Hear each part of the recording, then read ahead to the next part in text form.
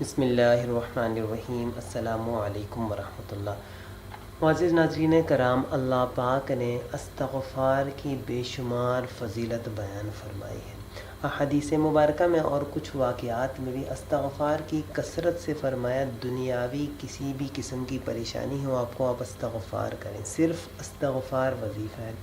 کسی کو مالی پریشانی ہے، قرض چڑھا ہوا ہے، اولاد نہیں ہوتی یا کوئی اور مسئلہ ہے، گھریلو پریشانیاں ہیں، تو فرمایا بہترین علاج استغفر اللہ ربی، استغفر اللہ ربی۔ استغفار اللہ پاک کو بے حد پسند ہے۔ حدیث کا مفہوم ہے جس میں اللہ کے رسول صلی اللہ علیہ وسلم فرماتے ہیں کہ جب ایک بندہ استغفار کرتا ہے اللہ کے حضور، یعنی ندامت کے ساتھ اپنے گناہوں سے توبہ کرتا ہے، استغفار کرتا ہے، اللہ پاک اتنے خوش ہوتے ہیں، فرشتوں سے فرماتے ہیں فخر کے طور پر کہ اے فرشتوں خوشیاں مناؤ، آج آسمانوں پر چراغاں کرو، میرے ایک گناہ گار بندے نے آج مجھ سے صلح کر لی ہے۔ اللہ اتنے مہربان ذات ہیں۔ حضرت حسن رضی اللہ عنہ تشریف فرما ہے تو مختلف لوگ آتے رہے اور اپنے مسائل رکھتے گئے۔ ایک شخص آیا، اس نے کہا کہ اے نواسہ رسول، میرے گھر اولاد نہیں ہوتی، تو حضرت حسن رضی اللہ عنہ نے فرمایا کہ استغفار کرو۔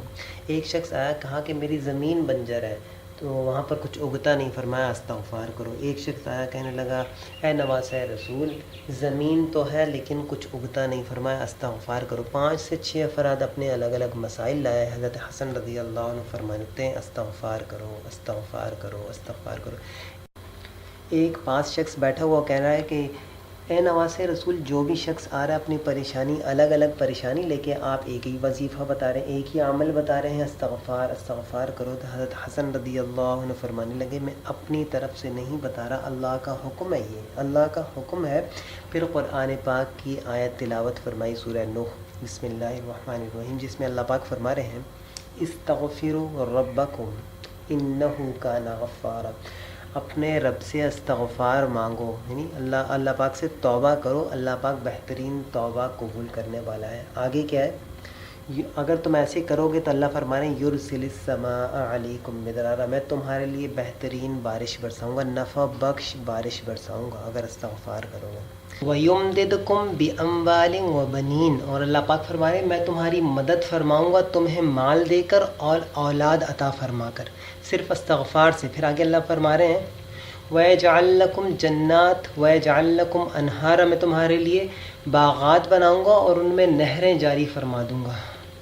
صرف استغفار کرنے پر اللہ پاک کی نعمتیں عطا فرمائیں گے۔ معزز ناظرین کرام، استغفار کرنے والے کو اللہ پاک جو اپنا محبوب بنا لیتے ہیں، ایسے شخص کی ہر دعا اللہ قبول فرماتے ہیں۔ اللہ ایسی جگہ سے رزق عطا فرماتے ہیں، حدیث میں آتا ہے کہ انسان کے وہم و گمان میں نہیں ہوتا۔ استغفار کرنے والے صرف استغفار کی کثرت رکھیں، اپنے گناہوں پر ندامت، جب بھی کوئی گناہ ہو استغفار کر لو، جب بھی گناہ ہو استغفار ندامت کے ساتھ۔ بہترین انسان وہ ہے جو گناہ کے بعد توبہ کر لے اور پھر وہ گناہ نہ کرے، یہ بہترین انسان ہے۔